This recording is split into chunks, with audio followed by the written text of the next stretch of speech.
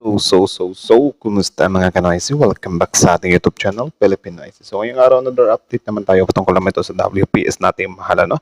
Especially ngayon, alam naman natin na lahat siguro na nanalo na nga si Donald Trump, ano? So, I think about din ito sa mangyayari sa some kind WPS natin kontra sa China, ano? So, yan yung alamin natin. So, yung video ito ay mula kay Melv's Castle. So, meron itong pamagat na Trump to PBBM. Papalayasin lahat ng barko ng China. Wawasakin ang mischief reap base ng China. Diyos ko, dayan na naman to. So, bago natin simulan, Melv's Castle, supportahan nyo yan. Tapos, syempre, kung trip nyo ng mga ganitong reaction video, may kasama kayo manood. Huwag nyo na rin kalimutang supportahan yung YouTube channel natin, Philippinoisy. So, mga kanoisy, hindi na natin to patatagalin pa. Simulan na natin mag-aagawin pa ng China. Ganyan ang pamagat ng video ito. Trump to PBBM, papalayasin lahat ng barko ng China. Wawasakin ang mischief reap base ng China. So again, Melv's Castle, Philippinoisy. Like, comment, share, subscribe. Start. Kantungan ng China pag nanalo si Yan. Again, ulit-ulit. Dilubyo ang kakantungan ng China pag nanalo si Donald Trump. Ngayong araw So pag nanalo, so hindi pa alam ni Melv's Castle na nanalo na si Donald Trump. So yun guys, confirm na nga, nanalo si Donald Trump ngayon, ano. kasi malalaman kung sino ang magiging bagong presidente ng Amerika at kinikilabutan na ang China. Mas Hala. kinakatakutan kasi ng China si Donald Trump kaysa kay Vice President Kamala Harris na kaalyado ni President Joe Biden. Wala kasing sinasantutong si Trump. Noon pa man kasi pinagbantaan na ni Trump si Xi Jinping na kung itutuloy ng China ang paggawa ng military island sa South China Sea, mapipilitan ang US na burahin to sa mapa. Simula Oo nga kasi minsan na ding nagpang-abot yung mga yan dati. noon natakot lang China ang magtayo ng base militar sa South China Sea. Pero muling naglakas ng loob si Xi Jinping na tapusin ang military island dahil wala kasing pakinoon si dating Pangulong Duterte sa US. Kilala si Digong na galit sa Amerika at mga China. Kaya sa muling Yun lang. Doon lang tayo some kind siguro minalas-malas dati, ano, na yung dating Pangulo natin si Tatay Digong ay wala. Nakipag-ugnayan siya sa China. Which is ito na. Nagsasuffer na. Or tayo na yung nagsasuffer. Ano. So sad. pag-upo ni Trump sa White House, hindi lang giyera ang poproblemahin ng China, kundi pang-ekonomiya. Babagsak ang ekonomiya ng China pag si Trump ang nanalo. Yun lang. Dahil lahat ng produkto ng China posibleng i-total ban na ng Amerika. Yun. Kung Magandang balita yun if ever na magkatotoo. Tapos, yun nga, since, 'di ba? Kahit dati pa naman, alam naman natin na napangit na yung ekonomiya ng China talaga. Na usap-usapan or bali-balita talaga yan. ang pera ang China, walang pampondo sa giyera, di ba? Nangako naman si Trump sa Pilipinas na papalayasin lahat ng Chinese sa South China Sea at Yun ibabalik ang totoong free open Indo-Pacific region. Wow. China is building in the South China Sea islands. In bringing back our military, we have to do something else. The United Grabe. States has great Well, dito din talaga ako bilib kay Donald Trump, men. Kasi si Donald Trump kasi yung presidente na, my goodness. Sobrang layo niya kay Biden din, men.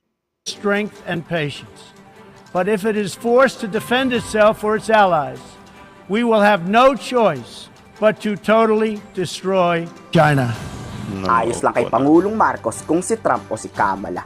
Dahil kahit sinong presidente pa yan galit sa illegal na aksyon ng China. Tama. Pero kung si Defense Secretary Totoo naman talaga yun.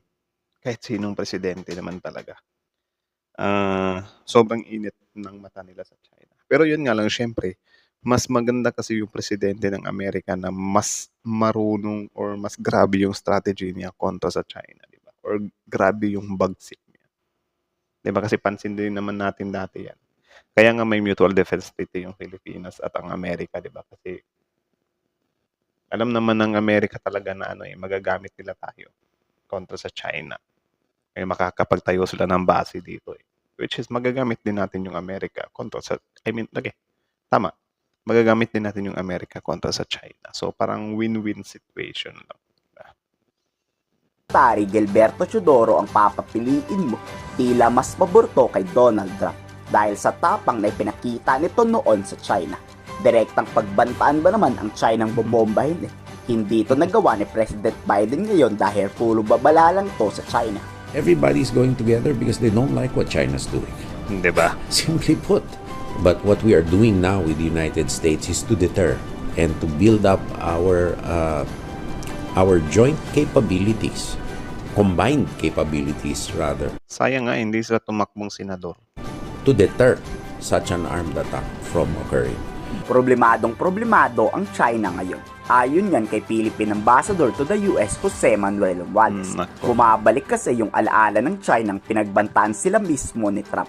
Ang tanong, kung mas malakas ang puwersa ng Amerikano sa Pilipinas ngayon, makakaya kaya tong higitan ni Donald Trump. Yun ba? Sana dagdagan pa yung mga missile at fighter jet ng Amerika sa atin para mapalayas ng lahat ng mga Chinese sa West Philippine Sea. Yun. We have an Sana. ironclad commitment to Sana. Kasi wala naman tayong ibang hangad kundi kapayapaan talaga kontra sa China. our mutual defense treaty.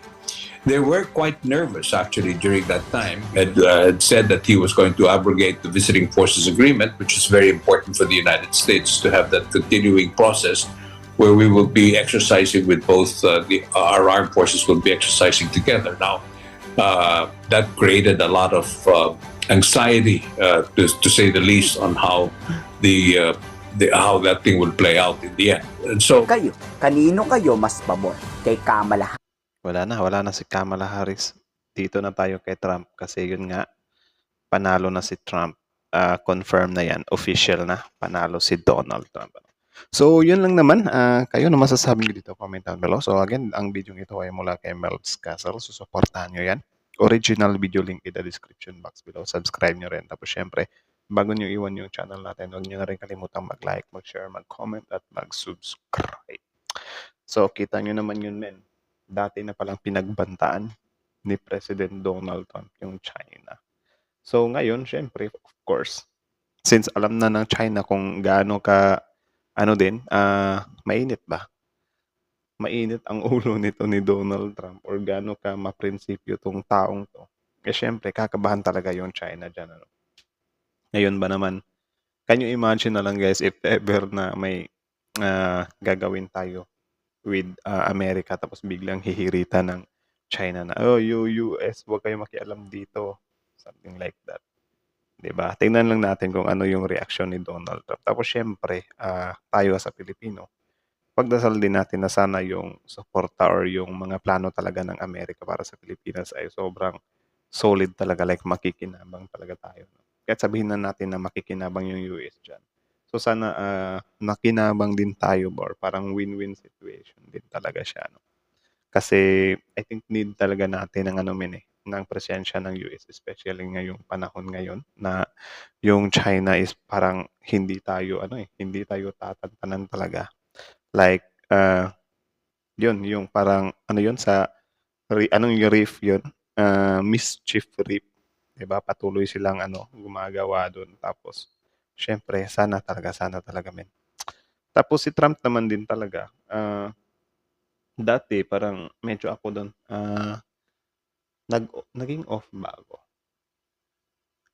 Dati bang nung era ni President Duterte, si Trump ba yung kabatch niya doon?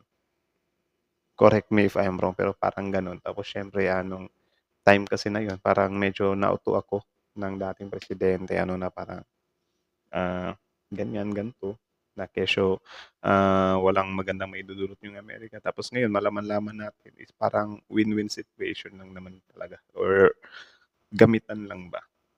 'Di ba? So sana talaga sobrang ganda ng plano ni Trump para sa Pilipinas at yun, sana makinabang din tayo sa pagkapanalo niya, no. Like hindi siya, though yun nga, sabi ko sa inyo kanina na mostly talaga sa mga pangulo ng Amerika is naman sila sinusunod din naman talaga nila yung Mutual Defense Treaty. Like kita nyo naman nung tanggalin ni Duterte dati yung Mutual Defense Treaty ng Amerika or biglang pinaalis ni Duterte yung mga Amerikano sa bansa is parang napabalik din. Di ba? Kasi yung Amerika, sila yun nga, nakakatakot nga yun nung parang in-unfriend ni President Duterte yung Amerika. Kasi baka magtampo sila ba? Buti na lang talaga hindi sila nagtampo at nakipag-unite pa rin sila sa atin. Kasi kung paano na lang kung wala amin? Ano na lang mangyayari sa Pilipinas ngayon, the way na mambuli yung China, 'di ba? Ay naku. So yun lang naman. So again, kayo ano masasabi niyo dito? Comment down below question. Pag-usapan natin yan sa comment section. So again, thanks so much for watching. Filipino ICs. Like, comment, share, subscribe. Subscribe.